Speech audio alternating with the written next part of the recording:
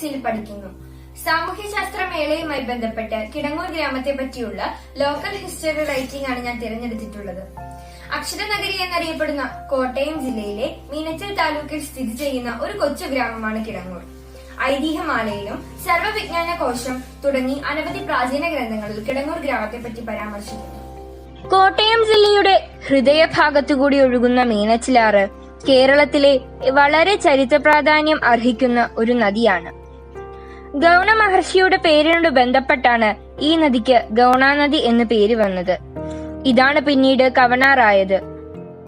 കിടങ്ങൂരിന്റെ ചരിത്ര പ്രാധാന്യം അർഹിക്കുന്ന മറ്റൊന്നാണ് തൃക്കിടങ്ങൂർ ശ്രീ സുബ്രഹ്മണ്യ സ്വാമി ക്ഷേത്രം. ശില്പഭംഗി കൊണ്ടും ചുമർചിത്രകല കൊണ്ടും ഐതിഹ്യപരം കൊണ്ടും കേരളത്തിലെ മറ്റു ക്ഷേത്രങ്ങളിൽ നിന്നും വിഭിന്നയാണ്. ക്ഷേത്രത്തോടനുബന്ധിച്ച് ശക്തിസ്വരൂപിണിയായ ശ്രീ ഭുവനേശ്വരിയുടെ സാന്നിധ്യമുള്ള ഒരു കൂത്തമ്പലമുണ്ട്. ലോകത്ത് മറ്റൊരിടത്തും കാണാൻ കഴിയാത്ത കുറുന്തോട്ടിത്തൂണ് കൂത്തമ്പലത്തിന്റെ പ്രധാന സവിശേഷതയാണ്. കോട്ടപ്പുറം പള്ളി പഴയനാട്ടു രാജ്യങ്ങളായ തെക്കൻകൂറിന്റെയും വടക്കൻകൂറിന്റെയും അതിർത്തി തിരിച്ചുണ്ടാക്കിയ കോട്ടയിൽ കൂടി പിന്നീടുണ്ടാക്കിയ റോഡിന്റെ അരികിൽ സ്ഥിതി ചെയ്യുന്നതുകൊണ്ട് കോട്ടപ്പുറം പള്ളി എന്ന പേര് കിട്ടി. എല്ലാ നാടിനും അതിന്റേതായ ചരിത്രവും പൈതൃകവും ആ നാടിനെ ഏറെ വൈവിധ്യമാക്കുന്നു. ചരിത്രങ്ങളും ഐതിഹ്യങ്ങളും ഉറങ്ങിക്കിടക്കുന്ന ഈ നാട്ടിൽ ജനിച്ചതിൽ ഞാൻ അഭിമാനം കൊള്ളുന്നു. നന്ദി. ഹായ് ഫ്രണ്ട്സ്, എന്റെ പേര് Ahalya Suresh. Kidangoor NSS higher secondary സ്കൂളിൽ 10C പഠിക്കുന്നു. ഞാനിന്നിവിടെ സോഷ്യൽ സയൻസിന്റെ ശാസ്ത്രമേളയ്ക്ക് തയ്യാറാക്കിയിരിക്കുന്നത് ലോക്കൽ ഹിസ്റ്ററി റൈറ്റിംഗ് ആണ് അബൌട്ട് നമ്മുടെ കോട്ടയം. നമ്മുടെ കോട്ടയത്തിന് കോട്ടയം എന്ന പേര് വന്നത് മീനച്ചിലാറും കൊടൂരാറും ഒരു കോട്ട പോലെ കോട്ടയത്തെ വലയം വയ്ക്കുന്നതുകൊണ്ടാണെന്ന് പറയപ്പെടുന്നു. അതല്ലാതെ തന്നെ പണ്ടുണ്ടായിരുന്ന തെക്കുംകൂർ രാജവംശത്തിന്റെ ആസ്ഥാന നഗരങ്ങളിൽ ഒന്നായിരുന്നു തളിയിൽ കോട്ട. കോട്ടയുടെ ഉള്ളിലുള്ള സ്ഥലം കോട്ടയ്ക്കകം ആണ് കോട്ടയമായി തീർന്നത് എന്നും പറയപ്പെടുന്നു. ഈ വിവരണത്തിൽ ഞാൻ ഉൾപ്പെടുത്തിയിട്ടുള്ളത് കോട്ടയം ജില്ല എന്തായിരുന്നു കോട്ടയം ജില്ലയുടെ നിരുക്തം, പിന്നെ എന്താണ് കോട്ടയം ജില്ലയുടെ ചരിത്രം, പിന്നെ ഏതൊക്കെ സ്ഥലങ്ങളാണ് കോട്ടയം ജില്ലയുടെ പ്രധാന ആകർഷണങ്ങൾ എന്നാണ്.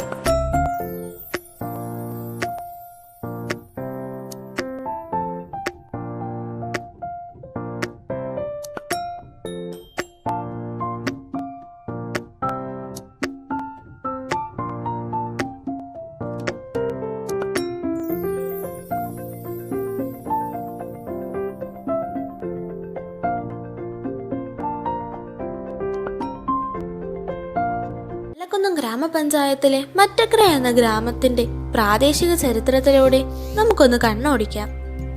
പ്രാദേശിക ചരിത്രം എന്നാൽ ആ പ്രദേശത്തെക്കുറിച്ചുള്ള ചരിത്രമാണ്. ഒരു പ്രദേശത്തിന്റെ പുരോഗതിക്കായുള്ള ആസൂത്രണത്തിൽ വിവിധ തരം വിഭവങ്ങളുണ്ട്. മറ്റക്കര ഗ്രാമത്തിൽ നല്ല ഫലഭൂഷ്ടമായ മണ്ണും പ്രകൃതി പ്രതിഭാസങ്ങളും കനിഞ്ഞു തുളുമ്പുന്ന കാലാവസ്ഥയും നയന മനോഹരമായ ഭൂപ്രദേശങ്ങളും ഈ കരയുടെ പ്രത്യേകതകളാണ്. മീനച്ചിലാറിന്റെ ഒരു പോഷക നദി എന്ന് പ്രശസ്തമായ പന്നകം തോട് മറ്റക്കരയുടെ ഹൃദയഭാഗത്തു കൂടിയാണ് ഒഴുകുന്നത്. അകലക്കുന്നം ഗ്രാമപഞ്ചായത്തിന്റെ ഭരണകാര്യ ഭൂപടം. ഇത് അകലക്കുന്നം ഗ്രാമപഞ്ചായത്തിന്റെ പഴയകാല കെട്ടിടം. ഇപ്പോൾ വളരെയധികം വികസിച്ചിരിക്കുന്നു. മറ്റക്കര ഒരു കർഷക ഗ്രാമമായിരുന്നു. 3 ശതാബ്ദം മുൻപ് പഞ്ചായത്തിലെ പുരയിടങ്ങളിൽ മിക്കതും തെങ്ങ്, കുരുമുളക്, ഇഞ്ചി, മഞ്ഞൾ തുടങ്ങിയ പലവിധ കൃഷികളും ഉണ്ടായിരുന്നു. പ്രധാന വരുമാനം തെങ്ങിൽ നിന്നാണ്. തെങ്ങിന്റെ മാരക രോഗം കടന്നാക്രമിച്ചപ്പോൾ കൃഷിക്കാർ മറ്റു കൃഷികളിലേക്ക് തിരിഞ്ഞു. മറ്റക്കരയെ മനോഹരമാക്കിക്കൊണ്ട് ധാരാളം നെൽപ്പാടങ്ങളും തെങ്ങിൻ തോപ്പുകളും ഇപ്പോഴും ഉണ്ട്. അതുപോലെ തന്നെ ക്ഷീരവികസനവും മറ്റക്കരയുടെ പരസ്പര പൂരകങ്ങളാണ്. ഇതുപോലെ പല വ്യവസായങ്ങളും മറ്റക്കരയുടെ സമ്പത്താണ്. പ്രധാനമായും മഞ്ഞാമറ്റത്ത് ഗോമാവുഡ് പ്രൊഡക്ട്സ് എന്ന പേരിൽ റബ്ബർ തടി സംസ്കരണ യൂണിറ്റ് പ്രവർത്തിക്കുന്നു. മറ്റക്കരയുടെ വിദ്യാഭ്യാസ രംഗത്ത് തലയുയർത്തി നിൽക്കുന്ന ടോംസ് എഞ്ചിനീയറിംഗ് കോളേജ് അഥവാ Visvesvaraya college, model polytechnic, film institute, KR Narayana memorial film institute എന്നിവയാണ്. കേരളത്തിന്റെ നാനാഭാഗത്തു നിന്നും വിദ്യാർത്ഥികൾ ഇവിടെ എത്തുന്നു. നൃത്തം, സംഗീതം, നോവൽ, വൈദ്യം, വാദ്യോപകരണങ്ങൾ എന്നീ നിലകളിൽ പ്രശസ്തരായ ചിലർ മറ്റക്കരയുടെ സംഭാവനകളാണ്. മോഹിനിയാട്ടത്തിൽ അഗ്രഗണ്യയായ കലാമണ്ഡലം ലീലാമ്മ മറ്റക്കര പല്ലാട്ട് കുടുംബത്തിലെ അംഗമാണ്. കഥകളി സംഗീതജ്ഞനായ കലാമണ്ഡലം ബാലചന്ദ്രൻ ഈ നാടിന്റെ സംഭാവനയാണ്. സണ്ണി മറ്റക്കര പ്രശസ്ത നോവലിസ്റ്റാണ്. ഒട്ടേറെ വിഷബാധിതരായ ആൾക്കാരെ ചികിത്സിച്ച് ജീവൻ നിലനിർത്തുവാൻ സഹായിച്ച വിഷകാരിയായ ഒരു നാട്ടുവൈദ്യൻ നീലകണ്ഠൻ നായർ കളത്തൂപ്പറമ്പിലെ അംഗമാണ്. മറ്റക്കരയിലെ അതിപുരാതനമായ ക്ഷേത്രമാണ് ശ്രീ തുരുത്തിപ്പള്ളിക്കാവിൽ ഭഗവതി ക്ഷേത്രം. അതുപോലെ തന്നെ ധാരാളം ക്ഷേത്രങ്ങളും പള്ളികളും മറ്റക്കരയിൽ നിലകൊള്ളുന്നതിലേക്ക് ഉയരുന്ന എൻ്റെ നാട് സമ്പന്നമാണ്. നമസ്കാരം, എൻ്റെ പേര് കൃഷ്ണോപനച്ച്, 9ലെ സ്റ്റുഡൻ്റ് ആണ്. സാമൂഹ്യശാസ്ത്ര മേളയോടനുബന്ധിച്ച് ഞാൻ സെലക്ട് ചെയ്തിരിക്കുന്നത് ലോക്കൽ ഹിസ്റ്ററി റൈറ്റിംഗ് ആണ്. നമുക്ക് കിടങ്ങൂരിന്റെ ചരിത്രം നോക്കാം.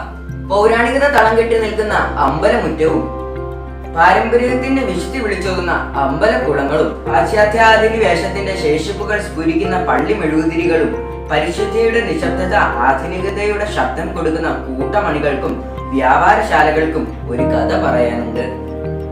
നൂറ്റാണ്ടുകളുടെ പ്രൗഢിയിൽ തിളങ്ങുന്ന ഒരു നാടിന്റെ കഥ. പണ്ട് തിരുവിതാംകൂർ കൊച്ചിയുടെ അതിർത്തി പ്രദേശങ്ങളിൽ തർക്കം അതിരൂക്ഷമായിരുന്നു. പിന്നീട് വന്ന ഭരണാധികാരികളുടെ ഇടപെടൽ മൂലം അതിർത്തികൾ ശാന്തമായി. പക്ഷെ അതിർത്തികളെ കാക്കാൻ പോന്ന പടുകൂറ്റൻ കോട്ടകളുടെ നാടായിരുന്നു കോട്ടയം. കോട്ടയ്ക്കകം എന്ന സ്ഥലപ്പേര് ചുരുങ്ങി കോട്ടയമായി മാറി. കോട്ടയത്ത് നിന്ന് സുമാർ 20 കിലോമീറ്റർ കിഴക്കോട്ട് മാറി മറ്റൊരു ഭീകരൻ കോട്ട സ്ഥാപിതമായിരുന്നു. തിരുവിതാംകൂറും കൊച്ചിയും പിടിച്ചടക്കാമെന്ന നാടുവാഴികൾക്ക് പേടി സ്വപ്നമായിരുന്നു ആ കോട്ട. ചുറ്റും കിടങ്ങുകളും അതിൽ ചിലതിൽ മുതലകളെയും വളർത്തിയിരുന്നു. തകർക്കാൻ പറ്റാത്ത സാമ്രാജ്യത്വത്തിന്റെ ഘനമേറിയ തെളിവ്. പക്ഷേ ഒരിക്കൽ സാമൂതിരിയുമായി ഉണ്ടായ ഏറ്റുമുട്ടലിന് ശേഷം ഡച്ചുകാർ 1600കളുടെ തുടക്കത്തിൽ തിരുവിതാംകൂറിലേക്ക് പുറപ്പെട്ടു. വഴിമധ്യേ ഈ ഭീകരൻ കോട്ട മാസങ്ങളുടെ കഠിന പ്രയത്നം കൊണ്ട് ഡച്ചുകാർ കീഴ്പ്പെടുത്തി. തുടർന്ന് മാറി വന്ന യൂറോപ്യൻ ശക്തികളുടെ പ്രധാന താവളമായി കോട്ട മാറി. വർഷങ്ങളുടെ പഴക്കത്തിൽ ഒരിക്കൽ ആ കോട്ട ക്ഷയിക്കുകയോ ഏതോ അതിശക്തമായ ആക്രമണത്തിൽ കോട്ട തകർക്കപ്പെടുകയോ ചെയ്തു. പക്ഷേ കോട്ടയ്ക്ക് ചുറ്റുമുള്ള കിടങ്ങുകൾ മൂടപ്പെട്ടിരുന്നില്ല. കോട്ടകളിലെ കിടങ്ങുകളിലെ ഭാഗമായി പിന്നീട് മാറി. ഒരുപാട് കിടങ്ങുകളുള്ള നാടിനെ കിടങ്ങൂർ എന്ന് നാമകരണം ചെയ്തു. കിടങ്ങുകളുടെ ഊര് കിടങ്ങൂരായി. കിടങ്ങൂർ സുബ്രഹ്മണ്യ സ്വാമി ക്ഷേത്രം കുറന്തോട്ടി തൂണാൽ പ്രസിദ്ധമായതും റോമൻ കത്തോലിക്കരുടെ ആരാധനാലയം പ്രസിദ്ധമായതും ഇതേ കിടങ്ങൂരിന് മുതൽക്കൂട്ടായി.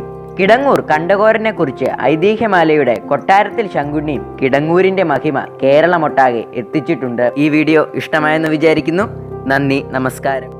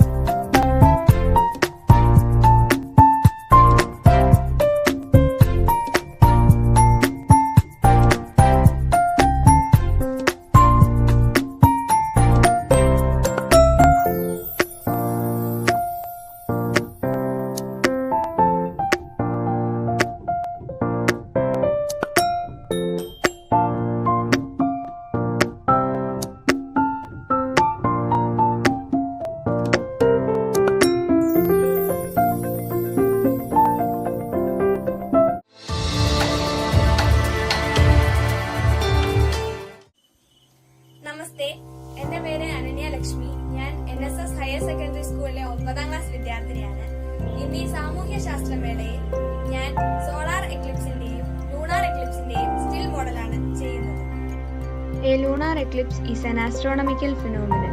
It happens when the moon passes through the shadow of the earth, which can only occur during a full moon. Lunar eclipses happen about twice a year. They can be seen from a much larger portion of the earth compared to solar eclipses. Lunar eclipses can last for a few hours. As seen from the earth, a solar eclipse happens when the moon is directly between the earth and the sun. This makes the moon fully or partially cover the sun. Solar eclipses can only happen during a new moon. Every year, there are about 2 solar eclipses. നമസ്കാരം, എൻ്റെ പേര് അതുല്യ രാജീവ്. ഞാൻ NSS higher secondary സ്കൂളിലെ ഏരിയയിൽ പഠിക്കുന്നു. ഞാൻ നിങ്ങൾക്ക് മുമ്പിൽ സോഷ്യൽ സയൻസ് മേളയുമായി ബന്ധപ്പെട്ട് ഒരു സ്റ്റിൽ മോഡലുമായിട്ടാണ് വന്നിരിക്കുന്നത്. ആവശ്യമായ സാധനങ്ങൾ: cardboard, paint, brush, pencil, paper cutter, glue, പിന്നെ ഒരു ട്രാൻസ്പെറൻറ്റ് പേപ്പർ ഉപയോഗിച്ച് ഞാൻ ഉണ്ടാക്കിയ സ്റ്റിൽ മോഡലാണിത്. ഞാൻ കേരള മാപ്പിൻ്റെ മോഡലാണ് ഉണ്ടാക്കിയിരിക്കുന്നത്. കേരളം ഇന്ത്യയുടെ തെക്ക് പടിഞ്ഞാറെ കോറെ അറേബ്യൻ സമുദ്രത്തിനും പശ്ചിമഘട്ട മലനിരകൾക്കും ഇടയിലായി സ്ഥിതി ചെയ്യുന്നു. ഭാഷ അടിസ്ഥാനമാക്കിയുള്ള സംസ്ഥാനങ്ങളുടെ പുനഃക്രമീകരണത്തോടു കൂടി തിരുവിതാംകൂർ, കൊച്ചി എന്നീ 3 നാട്ടുരാജ്യങ്ങളും മുമ്പ് മദ്രാസ് പ്രവേശിയുടെ ഭാഗമായിരുന്ന മലബാർ എന്നീ മലയാള ഭാഷ സംസാരിക്കുന്ന പ്രദേശങ്ങളെ കൂട്ടിച്ചേർത്ത് 1956 നവംബർ 1 കേരളം രൂപീകരിച്ചു. കേരള സംസ്ഥാനത്തിന് 38,386 ചതുരശ്ര അടി വിസ്തീർണമുണ്ട്. സുന്ദരമായ മലകളും പുഴകളും ദീർഘമായ കടൽത്തീരവും സ്വച്ഛന്തമായ കുളിർമയും നിത്യവസന്ത സമൃദ്ധമായ മഴയും അതുല്യമായ കാലാവസ്ഥയും ചേർന്ന് കേരളത്തെ അതേ ആകർഷകമായി പർദീസയാക്കി തീർക്കുന്നു. ദൈവത്തിന്റെ സ്വന്തം നാട് എന്ന അപരനാമത്തിൽ അറിയപ്പെടുന്ന കേരളത്തിന്റെ ലോക ടൂറിസം ഭൂപടത്തിലെ സ്ഥാനം 1-ാമതാണ്. കേരളത്തിലേക്ക് എത്തിച്ചേരാൻ റോഡ്, റെയിൽവേ, ആകാശ ഗതാഗത മാർഗങ്ങൾ സുലഭമാണ്. ചുരുക്കം രാജ്യങ്ങളിൽ നിന്ന് കപ്പൽ ഗതാഗതവും ഉണ്ട്. സംസ്ഥാനത്തിന്റെ എല്ലാ ജില്ലകളിൽ നിന്ന് അയൽ സംസ്ഥാനങ്ങളിലേക്ക് ദേശീയ ഹൈവേകളോ അന്തർ സംസ്ഥാന ഹൈവേകളോ ഉണ്ട്. ഇന്ത്യയിലെ എല്ലാ പ്രധാന നഗരങ്ങളിൽ നിന്നും മിക്ക സംസ്ഥാനങ്ങളിലേക്ക് നേരിട്ട് ട്രെയിനുകളും സുലഭമാണ്. താരതമ്യേന ചെറിയ സംസ്ഥാനമായ കേരളത്തിൽ 4 അന്താരാഷ്ട്ര വിമാനത്താവളങ്ങളാണ് ഉള്ളത്. കേരളത്തിലാകെ 14 ജില്ലകളാണ് ഉള്ളത്. തിരുവനന്തപുരം, കൊല്ലം, പത്തനംതിട്ട, ആലപ്പുഴ, കോട്ടയം, ഇടുക്കി, എറണാകുളം, തൃശ്ശൂർ, പാലക്കാട്, മലപ്പുറം, കോഴിക്കോട്, വയനാട്, കണ്ണൂർ, കാസർഗോഡ്. പ്രദേശം എല്ലാവർക്കും ഇഷ്ടമായി എന്ന് ഞാൻ വിചാരിക്കുന്നു. എല്ലാവർക്കും വേണ്ടി വിനീതമായ നന്ദി, നമസ്കാരം. ഹായ് കൂട്ടുകാരെ, എല്ലാവർക്കും നമസ്കാരം. എൻ്റെ പേര് അനന്യ ജയൻ. 5ാണ് പഠിക്കുന്നത്. ഞാനിവിടെ പഠിച്ചിരിക്കുന്നത് കേരളത്തിന് മോഡലാണ്. നമ്മുടെ കേരളത്തിൽ 14 ജില്ലകളാണ് ഉള്ളത്. അത് നമുക്ക് പഠിക്കാം.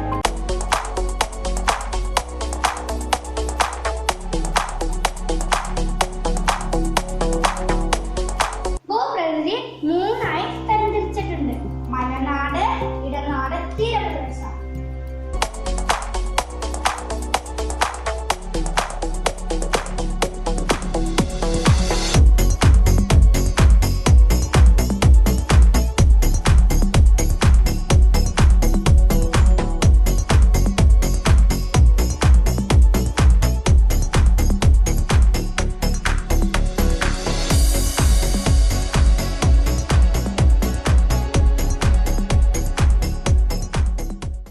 നമസ്കാരം, ഞാൻ Aardra VM, NSS HSS Kidangoor സ്കൂളിലെ 5ാം ക്ലാസ് വിദ്യാർത്ഥിനി.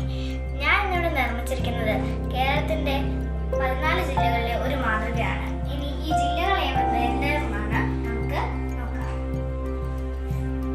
കാസർഗോഡ്, കണ്ണൂർ, വയനാട്, കോഴിക്കോട്, മലപ്പുറം, പാലക്കാട്, തൃശ്ശൂർ, എറണാകുളം, ഇടുക്കി, കോട്ടയം, ആലപ്പുഴ, പത്തനംതിട്ട, കൊല്ലം, തിരുവനന്തപുരം. ഇവയെല്ലാമാണ് ജില്ലകൾ.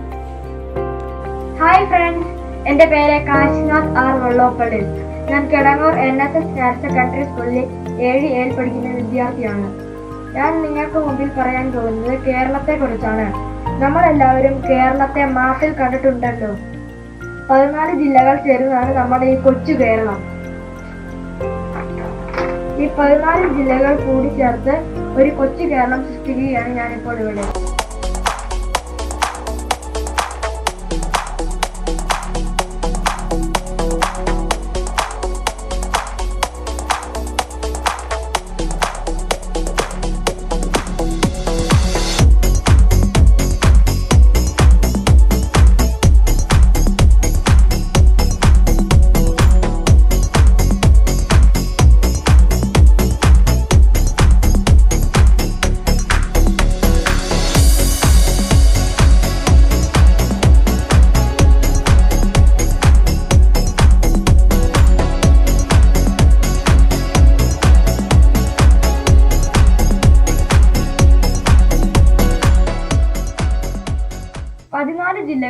ചേർന്നപ്പോൾ നമ്മുടെ ഈ കൊച്ചു കേരളം പൂർത്തിയായിരിക്കുകയാണ്.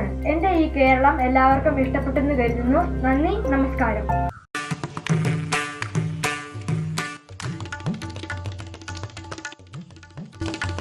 ഞാൻ ശ്രീലക്ഷ്മി 5ാം ക്ലാസ്സിൽ പഠിക്കുന്നു.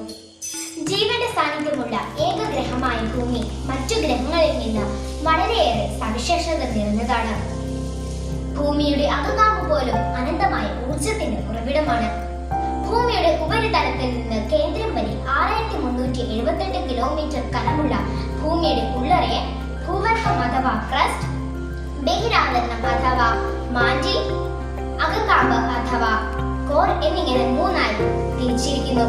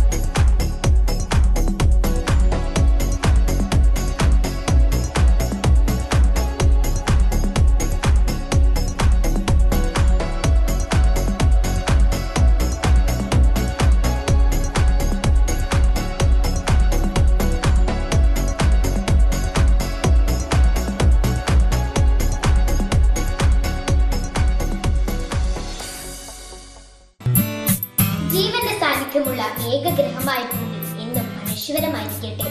I'm Roshit of class 7A and studying in NSS HSS. This is an internal structure of Earth.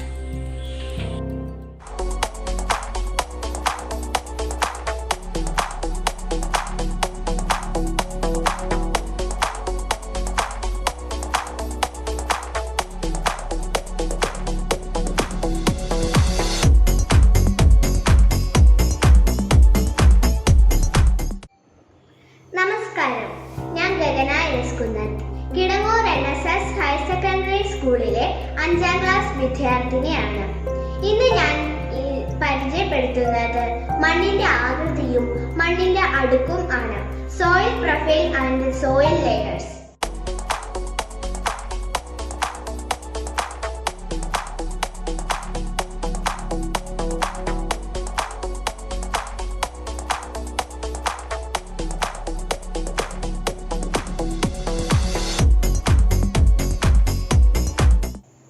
നമുക്കറിയാലോ, ചെടികൾക്ക് മണ്ണ് ആവശ്യമാണ്.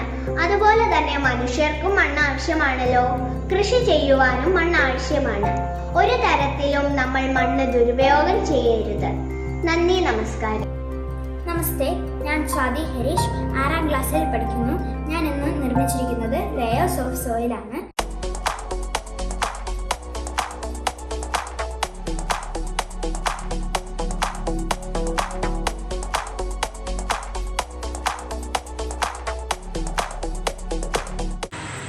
I am Meera Nanda. I am studying in class 5A. Today I am presenting you a model layers of soil.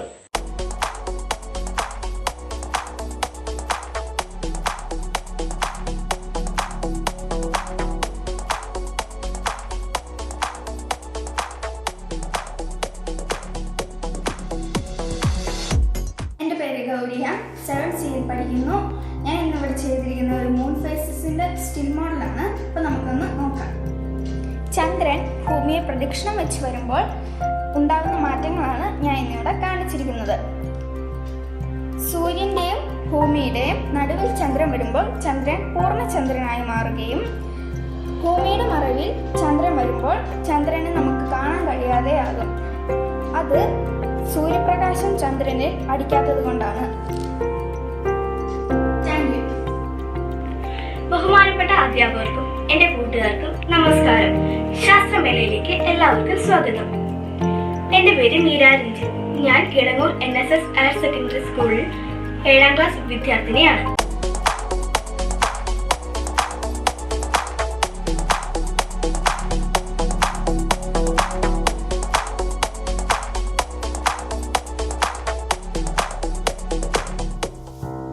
കൂട്ടുകാരെ, എൻ്റെ പേര് അങ്കിത പ്രശാന്ത്. ഞാൻ NSS HSS Kidangoor സ്കൂളിലെ 6ാം class വിദ്യാർത്ഥിനിയാണ്. ഞാൻ ഇന്നിവിടെ ഒരു സോളാർ സിസ്റ്റത്തിന്റെ ഒരു മോഡലാണ് നിർമ്മിച്ചിരിക്കുന്നത്.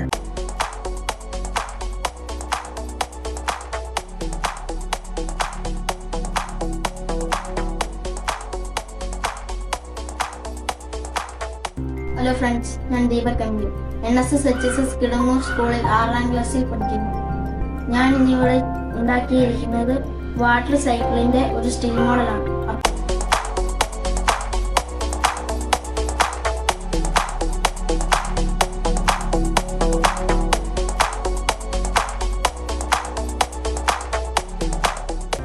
കൃഷ്ണപ്രിയാണ്. NSS HSS higher secondary school 7ാം class വിദ്യാർത്ഥിനിയാണ്. ഞാൻ ഇന്നിവിടെ നിർമ്മിച്ചിരിക്കുന്നത് ഇവാപറേഷൻ പ്രോസസ്സിംഗിന്റെ ഒരു സ്റ്റീൽ മോഡലാണ്. ഇതിലുള്ള വസ്തുക്കൾ black cloud, sun, rain drops, vapour, water. ഇതിന്റെ പ്രവർത്തനം മഴ പെയ്തു വരുന്ന ജലം സൂര്യന്റെ ചൂടേറ്റ് നീരാവിയായി വീണ്ടും മഴയായി വരുന്നു. നന്ദി, നമസ്കാരം. നമസ്തേ, ഞാൻ മാളവിക 5Aയിൽ പഠിക്കുന്നു. ഞാൻ ഇവിടെ ചെയ്തിരിക്കുന്ന സ്റ്റീൽ മോഡൽ അന്തരീക്ഷത്തിലെ പാളികളെ കുറിച്ചാണ്.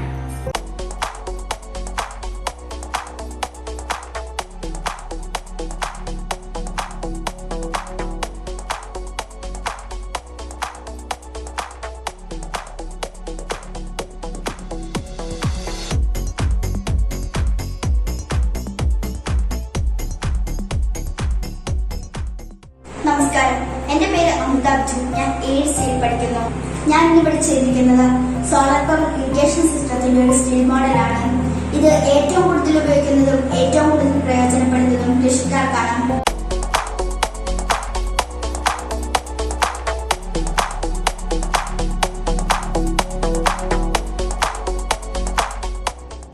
നമസ്കാരം, എൻ്റെ പേര് ജംജി. ഞാൻ 5ാം ക്ലാസ് വിദ്യാർത്ഥിയാണ്. ഞാൻ സ്റ്റീൽ മോഡലായിട്ട് ഇവിടെ ഉണ്ടാക്കിയിരിക്കുന്നത് പിരമിഡാണ്. പിരമിഡിന് വേണ്ട സാധനങ്ങൾ കാർഡ്ബോർഡ്, പശ, മണല്, വാട്ടർ കളർ. ഈജിപ്ഷ്യൻ സംസ്കാരത്തിന്റെ ശേഷിപ്പുകളാണ് ലോകപ്രസിദ്ധങ്ങളായ പിരമിഡുകൾ. ഈജിപ്തിലെ ഭരണാധികാരികളായിരുന്ന ഫറവോമാരുടെ ശവകുടീരങ്ങളാണ് പിരമിഡുകൾ. കുഫു രാജാവ് നിർമ്മിച്ച ഗിസയിലെ പിരമിഡാണ് ഇവയിൽ ഏറ്റവും വലുത്. ത്രികോണാകൃതിയാണ് പിരമിഡിന്.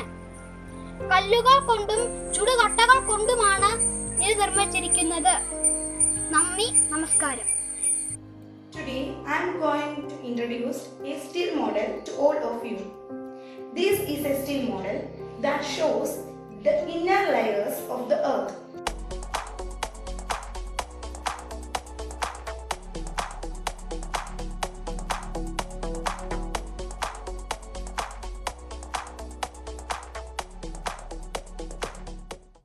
നമസ്കാരം, ഞാൻ തനിഷ്മ സുരേഷ്.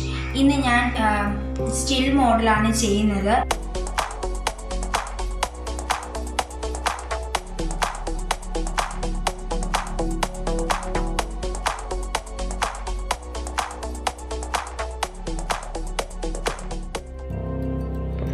എല്ലാവർക്കും എൻ്റെ വിനീതമായ നമസ്കാരം. എൻ്റെ പേര് നന്ദന ബാലചന്ദ്രൻ. ഞാൻ 8യിൽ പഠിക്കുന്നു. ഇന്ന് ഞാൻ ഇവിടെ ഒരു സ്റ്റീൽ മോഡലാണ് നിർമ്മിച്ചിരിക്കുന്നത്. സോളാർ സിസ്റ്റം അല്ലെങ്കിൽ സൗരയൂഥം.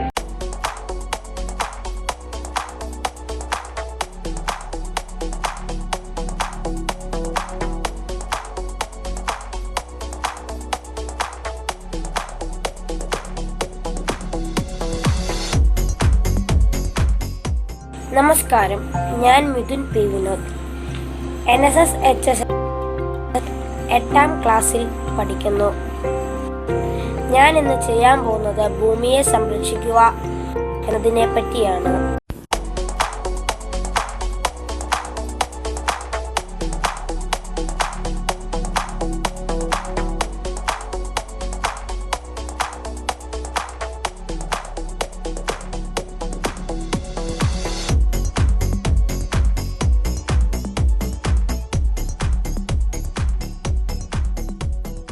ഞാൻ രഞ്ജിത പ്രകാശ്, 10യിലെ ഒരു വിദ്യാർത്ഥിനിയാണ്. എന്റെ വിഷയം ഹാരപ്പൻ സിവിലൈസേഷൻ ആണ്.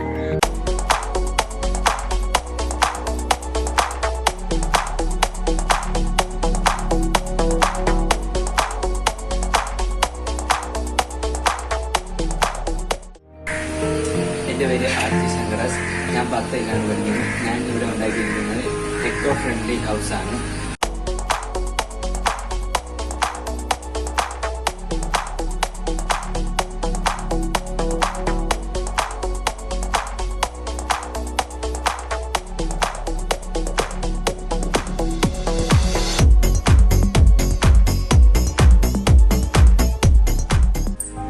Hi friends, I am Devananda IS from Tennum.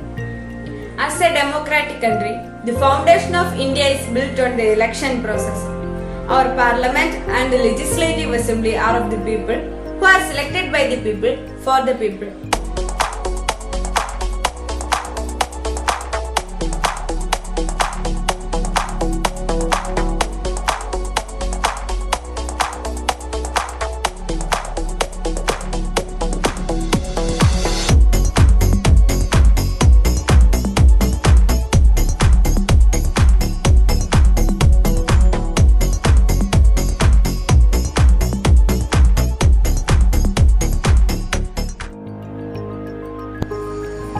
Hi friends, I am Krishna Rajiv, studying in class 10A of NSS HSS Kidangur. I am here to introduce a still model based on the social science exhibition conducting in our school.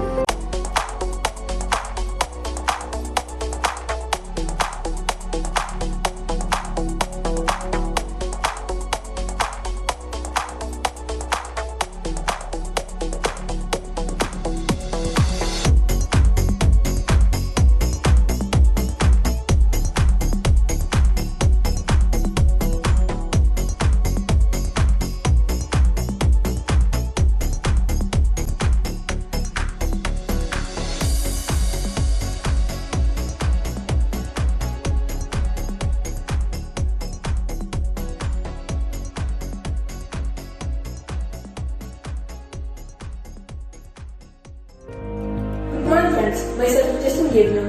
Today I am going to show some of the important biological sites in India.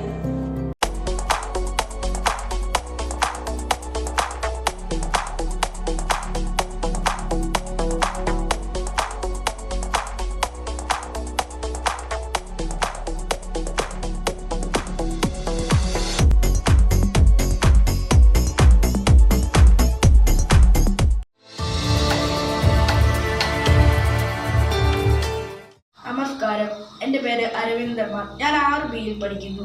ഞാൻ ഇന്ന് ഇവിടെ കൊറോണയും ലോക്ക്ഡൗണും ഒക്കെ വന്നപ്പോൾ പഠിത്തത്തെക്കുറിച്ചുള്ളതാണ് പറയുന്നത്. ഫോണുകളിലായി lockdown ആയപ്പോൾ ഫോണുകളിലായി പഠിത്തം, TV-കളിൽ online ക്ലാസ്സുകൾ കാണണം. നേരിട്ട് പഠിപ്പിക്കുകയാണെങ്കിൽ ടീച്ചർ പറയുന്ന സന്ദേശങ്ങൾ നേരിട്ട് കേട്ട് എഴുതുകയും പഠിക്കുകയും ചെയ്യാം. കൂട്ടുകാരുമായി ഒരു ബന്ധവുമില്ല. കൂട്ടുകാരെ സംസാരിക്കാൻ ഒന്നും പറ്റില്ല. ക്ലാസ്സിലായിരുന്നെങ്കിൽ ക്ലാസ്സായിരുന്നു ചെയ്യുന്നത് നല്ലത്. ഞാൻ ശ്രീയാലക്ഷ്മി 5ാം ക്ലാസ്സിൽ പഠിക്കുന്നു. വിദ്യാഭ്യാസ മേഖല കോവിഡിന് മുമ്പും കോവിഡിനൊപ്പവും. വിദ്യാഭ്യാസത്തെ കുറിച്ച് ചില സുന്ദരമായ കാഴ്ചകൾ നമുക്കുണ്ട്. സ്കൂളിൽ പോയി ക്ലാസ് റൂമിലിരുന്ന് കൂട്ടുകാരനൊന്നിച്ച് ആടിയും പാടിയും ചിരിച്ചും ടീച്ചർമാർ പകർന്നു നൽകുന്ന നാം ആ വിദ്യാഭ്യാസത്തെ സ്വീകരിച്ചു. സന്തോഷത്തോടെ നാം പഠിച്ചു. എന്നാൽ ഇന്ന് ലോകമാകെ ധർമ്മസങ്കടത്തിലായി. കോവിഡ് എന്ന മഹാമാരി ഈ ലോകത്തെ തന്നെ പിടിച്ചുലക്കി. പക്ഷേ നമുക്ക് വിദ്യാഭ്യാസം നഷ്ടപ്പെട്ടില്ല. എന്നാൽ സ്കൂളിൽ പോകാൻ പറ്റാതായി. സർക്കാർ നമുക്ക് വിദ്യാഭ്യാസം ആധുനിക സൗകര്യങ്ങളിലൂടെ നൽകി. വിക്ടേഴ്സ് സ്റ്റാൻഡിലൂടെ മറ്റ് ഗൂഗിൾ മീറ്റുകളിലൂടെ വീഡിയോ കോളിലൂടെ നമുക്ക് ഇത് സമ്മാനിച്ചു. ഓൺലൈൻ ക്ലാസുകൾക്ക് പരിമിതികളുണ്ട്. എന്നാൽ നമുക്ക് നഷ്ടപ്പെടേണ്ടതായിരുന്ന 5 മാസത്തെ വിദ്യാഭ്യാസം നമുക്ക് ഓൺലൈൻ ക്ലാസുകൾ സമ്മാനിച്ചു. വിദ്യാഭ്യാസം മഹാധനമാണ്. വിദ്യാഭ്യാസം മഹാധനമാണ്. ഈ വിദ്യാഭ്യാസം എന്നും ഉണ്ടാകട്ടെ എന്ന് ആഗ്രഹിച്ചുകൊണ്ട് നിർത്തുന്നു. നന്ദി, നമസ്കാരം. നമസ്കാരം, ഞാൻ ശ്രീലക്ഷ്മി, 7ാം ക്ലാസ് വിദ്യാർത്ഥിനി. വിദ്യാഭ്യാസം കോവിഡിന് മുൻപും കോവിഡിന് ഒപ്പവും. കോവിഡിന് മുൻപത്തെ വിദ്യാഭ്യാസം സ്വപ്നത്തിലെ കാഴ്ചകൾ പോലെയായിരുന്നു. അതിമനോഹരമായ ഒന്ന് തന്നെ. ടീച്ചർമാരോടും കൂട്ടുകാരോടുമൊത്ത് ആടിയും പാടിയും ഉല്ലസിച്ചു. ടീച്ചർമാരോട് നേരിട്ട് സംശയങ്ങൾ ചോദിച്ചു. അതിമനോഹരമായ ഒരു കാലം തന്നെയായിരുന്നു കോവിഡിന് മുൻപത്തേത്. വിദ്യാലയങ്ങളിൽ എന്നും തന്നെ കുട്ടികളുടെ ശബ്ദം മുഴങ്ങി നിന്നു. അതൊരു മധുരം പോലെയായിരുന്നു വിദ്യാലയങ്ങളിൽ. ഇന്ന് കോവിഡിനൊപ്പം ഓരോ വീടുമാണ് ഇന്ന് ഓരോ കുട്ടികളുടെ വിദ്യാലയം. ചെറുതും വലുതുമായ ഓരോ വീടും ഒരു വിദ്യാലയമായി മാറിയിരിക്കുന്ന അതിമനോഹരമായ ഒരു കാര്യത്തിനാണ് ഇന്ന് കൊച്ചു കേരളം സാക്ഷ്യം വഹിച്ചിരിക്കുന്നത്. കൊറോണ എന്ന പ്രതിസന്ധിയെ തരണം ചെയ്താണ് വിദ്യാഭ്യാസ മേഖല ഇന്നിവിടെ വരെ എത്തി നിൽക്കുന്നത്. ക്ലാസ്സിൽ നേരിട്ട് കണ്ട പഠനം ഇന്ന് വീട്ടിലിരുന്ന് കുഞ്ഞൊരു മൊബൈൽ വഴിയാണ് നമ്മൾ ചെയ്യുന്നത്. വിദ്യാഭ്യാസ മേഖലയുടെ വളർച്ചയാണ് ഇതിൽ നിന്ന് നമുക്ക് മനസ്സിലാക്കാൻ കഴിയുന്നത്. കുട്ടികളോടൊപ്പം കൂട്ടുകാരോടൊപ്പം സംസാരിക്കാൻ നമുക്ക് കഴിയുകയില്ല. പക്ഷേ 5 മാസത്തെ നമ്മുടെ വിദ്യാഭ്യാസമായിരുന്നു ഇന്ന് കൊറോണ നഷ്ടപ്പെടുത്തിയിരുന്നത്. ഓൺലൈൻ സംവിധാനങ്ങളില്ലായിരുന്നെങ്കിൽ ഓൺലൈൻ വഴിയും മറ്റും വിദ്യാഭ്യാസം വളരെ അതിമനോഹരമായി തന്നെയാണ് ടീച്ചർമാർ എടുക്കുന്നത്. പക്ഷെ കൂട്ടുകാരോടൊപ്പം ചിരിച്ചും കളിച്ചും നമുക്ക് പറ്റുന്നില്ല എന്നൊരു ദുഃഖം മാത്രമേ ഉള്ളൂ. നെറ്റും മൊബൈൽ ഫോണുകളില്ലാത്ത കുട്ടികൾക്ക് അത് നൽകി. സ്കൂളിൽ നിന്ന് TV-കളില്ലാത്ത കുട്ടികൾക്ക് അതും നൽകി. കൈവിക്ടേഴ്സ് വഴിയും ഗൂഗിൾ മീറ്റ് വഴിയും ടീച്ചർമാരുടെ നിരന്തര ക്ലാസുകൾ കുട്ടികളെ പ്രോത്സാഹപ്പെടുത്തുവാൻ പുതുതായി സ്കൂളിലേക്ക് വന്ന കുട്ടികളുടെ ടീച്ചർമാരുടെ അങ്ങേയറ്റം പിന്തുണ ലഭിച്ച അവർ ആ സ്കൂളിലെ വിദ്യാർത്ഥിനിയാണ് അവരുടെ മനസ്സുകൊണ്ട് പറയുന്നു. വിദ്യാലയങ്ങളിൽ എത്താൻ സാധിച്ചില്ലെങ്കിലും നമ്മുടെ വീടുകൾ ഓരോ വിദ്യാലയമായി മാറ്റി നമുക്ക് കൊറോണയെ തുരത്താം. My name is Radius. I am studying in 7th. Today I am going to tell about the impact of corona on education before and now. Education is the basic necessity in the human life. The real meaning of education is learning, which awakens the conscience of human being. Now, education is completely changed from its original meaning, or we can say that education is connected to earn money. Morality has no connection with education. Everything was going well, but suddenly it stopped due to the corona pandemic. The pandemic has significantly disrupted the education system. Schools and colleges in which it was prohibited to keep mobiles now started opening schools and colleges through mobiles and internet. The whole world sprang between mobiles and internet. The man is locked in the walls of houses. I am concluding my words by praying for a better future. Thank you.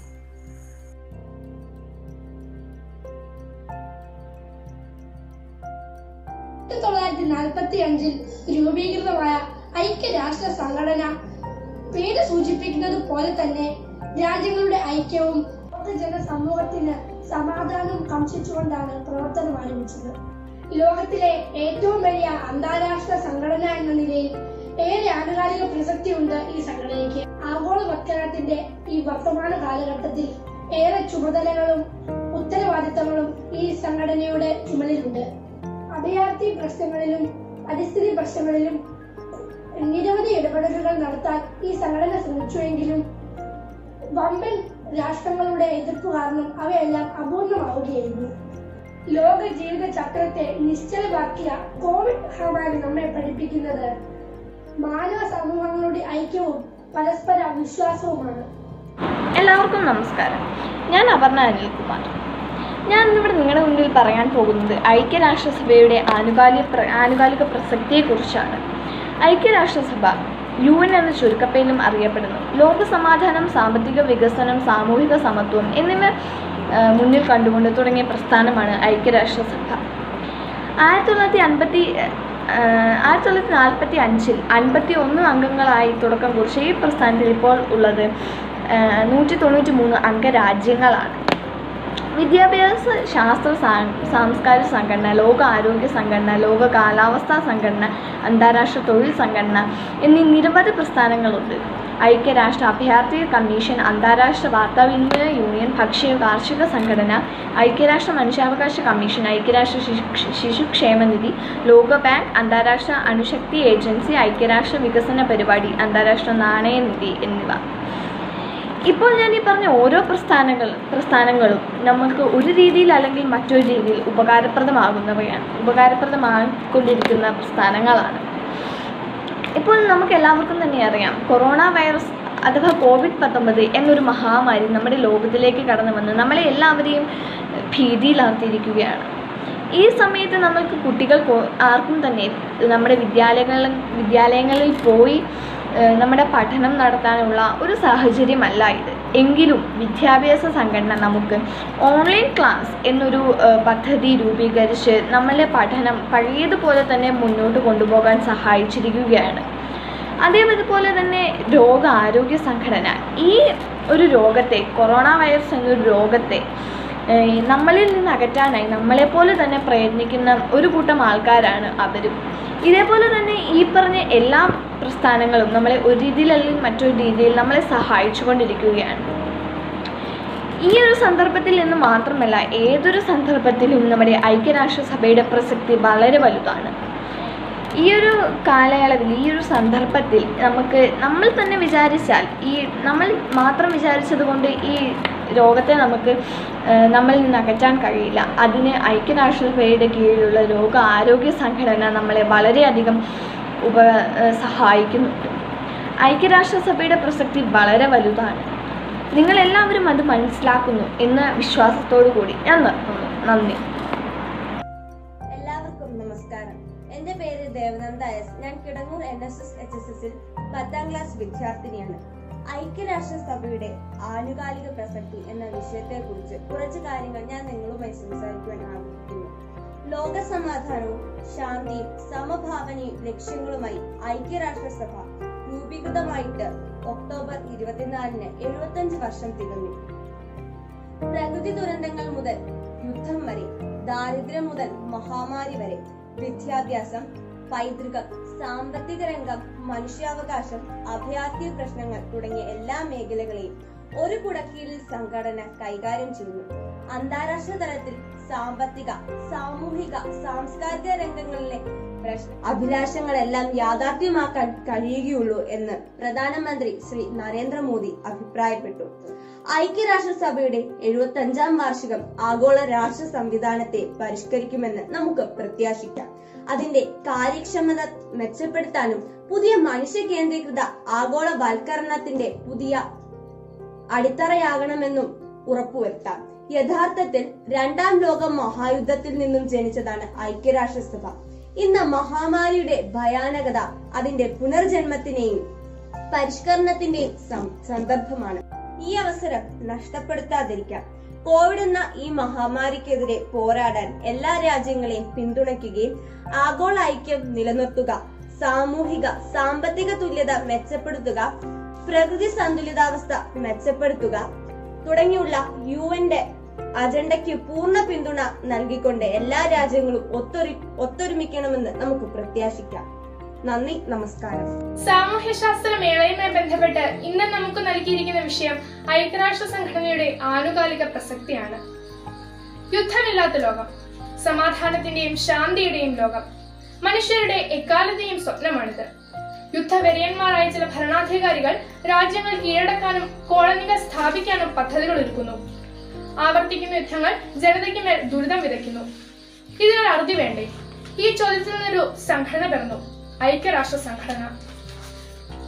ലോകരാഷ്ട്രങ്ങളുടെ സഹകരണവും സമാധാനവും ലക്ഷ്യമാക്കി പ്രവർത്തിക്കുന്ന അന്താരാഷ്ട്ര സംഘടനയാണ് ഐക്യരാഷ്ട്ര സംഘടന അഥവാ United Nations organisation.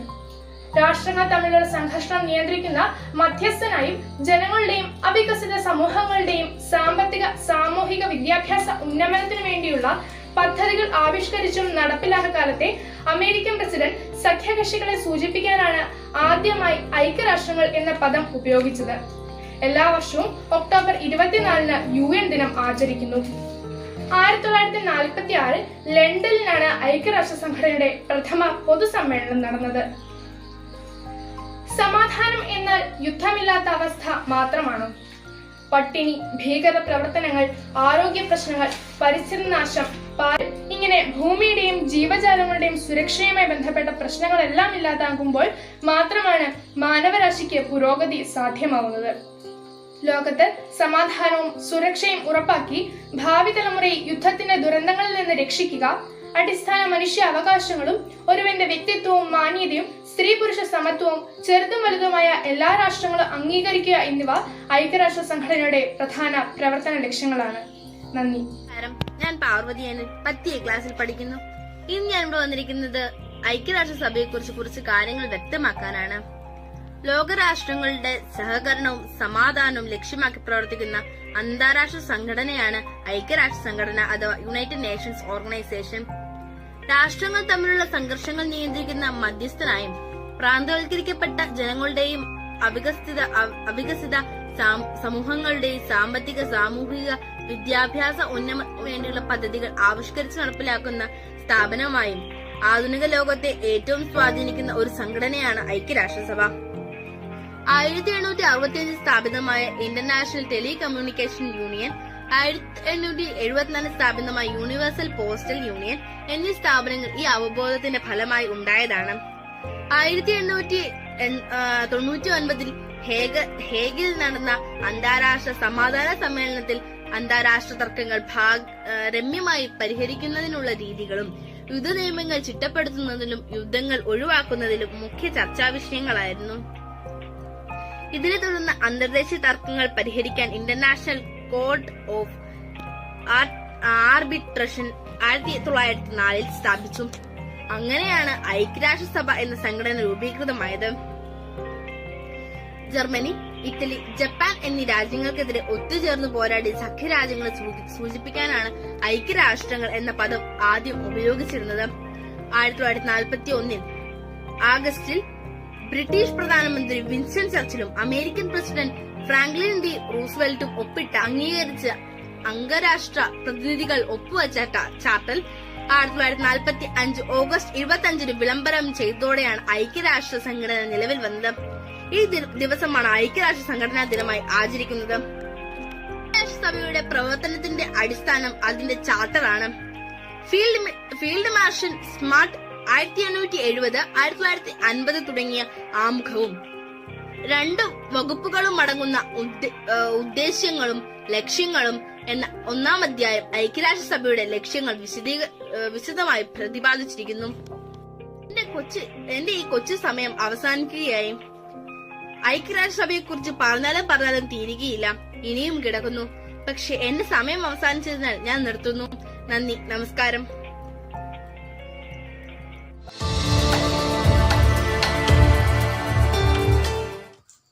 നമസ്കാരം, ഞാൻ ശ്രേയ എസ് കൃഷ്ണൻ, 8A പഠിക്കുന്നു. സോഷ്യൽ സയൻസ് മേളയോടനുബന്ധിച്ച് വർക്കിംഗ് മോഡലാണ് ഞാൻ തയ്യാറാക്കിയിരിക്കുന്നത്. And revolution of the earth. ഇനി നമുക്ക് ഈ വർക്കിംഗ് മോഡൽ ഒന്ന് പ്രവർത്തിപ്പിച്ച് നോക്കാം.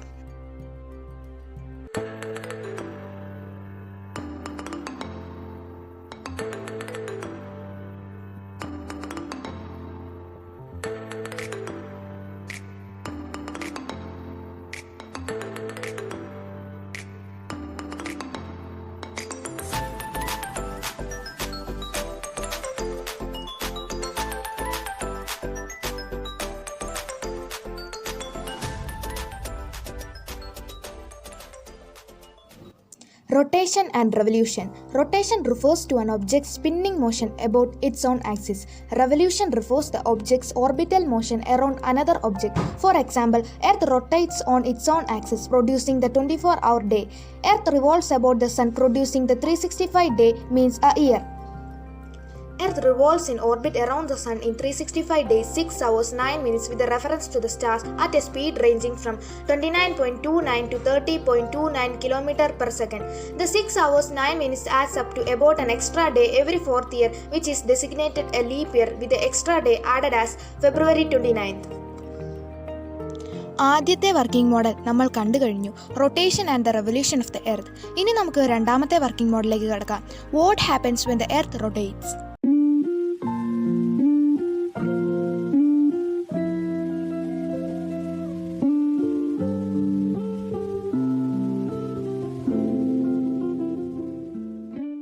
Day and night. Day and night are due to the Earth rotating on its axis. The term one day is determined by the time the Earth takes to rotate once on its axis and includes both daytime and nighttime. When 1/2 of the Earth is facing towards the Sun, then it is day, and the 1/2 part opposite to the Sun, then it is night.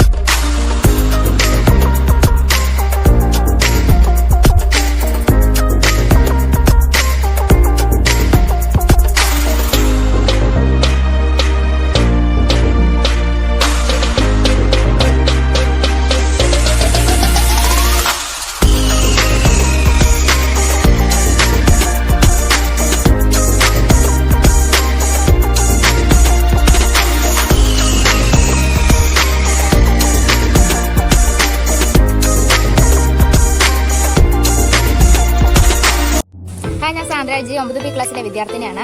Hi, ഞാൻ ആര്യന്ദ കൃഷ്ണ. ഞാൻ 9th C വിദ്യാർത്ഥിനിയാണ്. ഞങ്ങൾ ഇവിടെ സാമൂഹ്യശാസ്ത്ര മേളയോടനുബന്ധിച്ച് ഒരു വോൾക്കാനാണ് നിർമ്മിച്ചിരിക്കുന്നത്. അതിനാവശ്യമായ സാധനങ്ങൾ വിനാഗിരി, പിന്നെ ബേക്കിംഗ് സോഡയാണ്. പിന്നെ കളർ കിട്ടാൻ വേണ്ടി ഞങ്ങളൊരു ഫാബ്രിക് പെയിന്റും കൂടെ ആഡ് ചെയ്യുന്നുണ്ട്. നമുക്ക് പ്രവർത്തനത്തിലേക്ക് കടക്കാം. അപ്പോൾ നമുക്ക് വിനാഗിരി ആവശ്യമുണ്ടെങ്കിൽ ആദ്യം കുറച്ച് വിനാഗിരി ഇതിലേക്ക് ആഡ് ചെയ്തിട്ടുണ്ട്.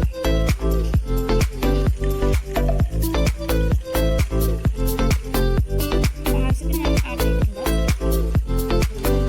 പിന്നെ കളർ കിട്ടാൻ വേണ്ടി ഫാബ്രിക് പെയിന്റ് ആണ് പറഞ്ഞത്.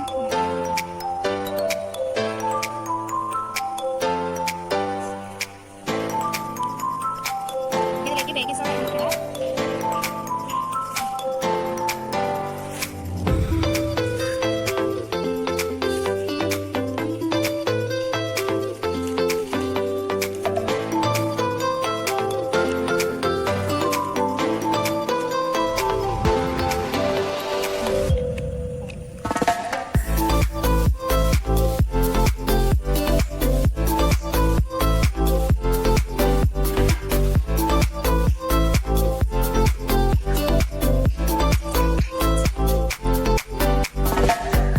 പർവ്വതത്തിൽ നിന്ന് അഗ്നി വരുന്നതാണ് ഞങ്ങൾ ഇവിടെ കാണിച്ചത്.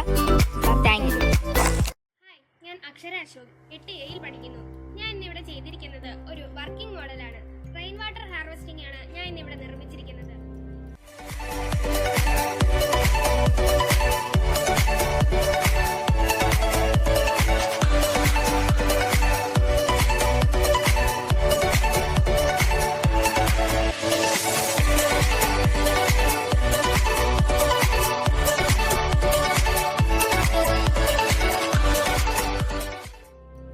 ഞാൻ ഇന്നിവിടെ ചെയ്തിരിക്കുന്ന റെയിൻ വാട്ടർ ഹാർവെസ്റ്റിംഗിൽ നമ്മുടെ ടെറസിൽ വീഴുന്ന വെള്ളം ഒരു ഫിൽട്രേഷൻ ടാങ്കിലേക്ക് കൊണ്ടുവന്ന് ആ ഫിൽട്രേഷൻ ടാങ്കിൽ നിന്ന് അത് കിണറുകളിലേക്ക് എത്തിക്കുകയാണ് ചെയ്യുന്നത്.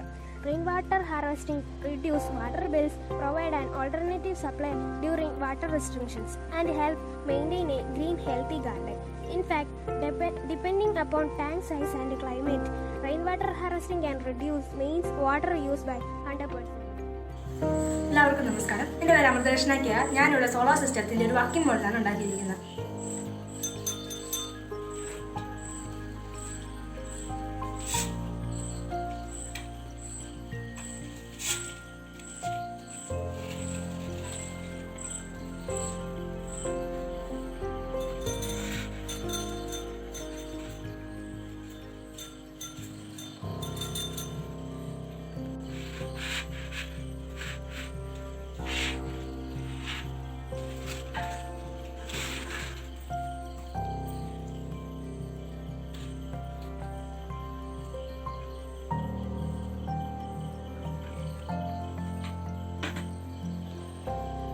ഞങ്ങൾ ഇന്നിവിടെ നിർമ്മിച്ചിരിക്കുന്ന ഒരു ഇലക്ഷൻ വോട്ടിംഗ് മെഷീനാണ്. അപ്പോൾ ഇതിന് വേണ്ട സാധനങ്ങൾ എന്ന് പറയുമ്പോൾ ഒരു ഹൈ പവർ ബാറ്ററി, ഒരു ബസർ, പിന്നെ 4 സ്വിച്ചും അതിനനുസരിച്ച് 4 വോട്ടിംഗ് ചിഹ്നങ്ങളാണ് ഞങ്ങൾ ഇന്നിവിടെ കൊടുത്തേക്കുന്നത്. പിന്നെ വേണ്ടതെന്ന് പറഞ്ഞാൽ സോൾഡറിങ് അതിൻ്റെ ത്രെഡും കൂടെയാണ് നമുക്ക് ഇന്നിവിടെ വേണ്ടത്. പിന്നെ ചെയ്യേണ്ടതെന്ന് വെച്ചാൽ ഇതിൻ്റെ ഓരോ ഇപ്പോൾ 4 ചിഹ്നവും 4 ബാറ്ററിയാണ് നമ്മൾ ഇന്നിവിടെ കൊടുത്തേക്കുന്നത്. അപ്പോൾ ഓരോ ചിഹ്നത്തിനനുസരിച്ചാണ് സ്വിച്ചുകളും കൊടുത്തേക്കുന്നത്. ഒരു സ്വിച്ച് ഞെക്കി ആ ചിഹ്നത്തിൽ ഞെക്കി എന്നുള്ളതിൻ്റെ തെളിവാണ് നമ്മൾ ബസർ കൊടുത്തേക്കുന്നത്. അപ്പോൾ സൗണ്ട് കേൾക്കും. ആ സ്വിച്ച് ഞെക്കിയാൽ സൗണ്ട് കേൾക്കും. പിന്നെ വരുന്നതെന്ന് പറഞ്ഞാൽ ഒരു കാർഡ്ബോർഡ് പെട്ടിയും ഒരു ബ്ലാക്ക് ചാർട്ട് പേപ്പറാണ് നമുക്കിന്ന് വേണ്ടത്. അപ്പം ഇതാണ് ഞങ്ങൾ ഇന്നിവിടെ നിർമ്മിച്ച ഒരു ഇലക്ഷൻ വോട്ടിംഗ് മെഷീൻ.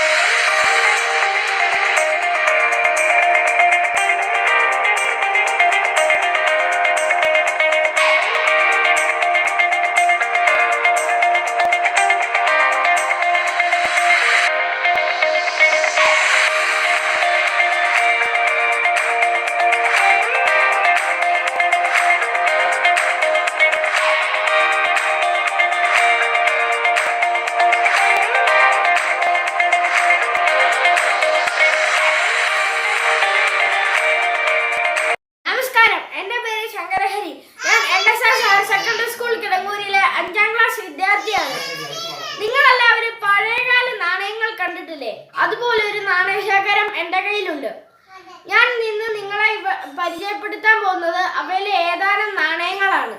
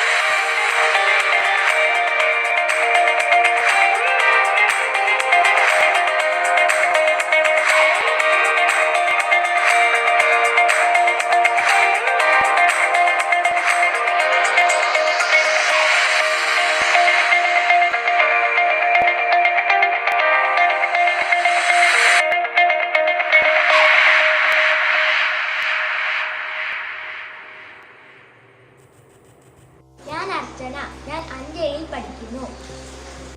ഇതാണ് പൂജ, ശുദ്ധജലം കുടിക്കാനായി സൂക്ഷിക്കുന്നു.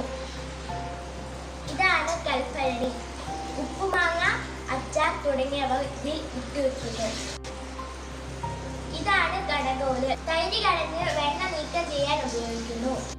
പണ്ട് കാലത്തെ നാണയങ്ങൾ.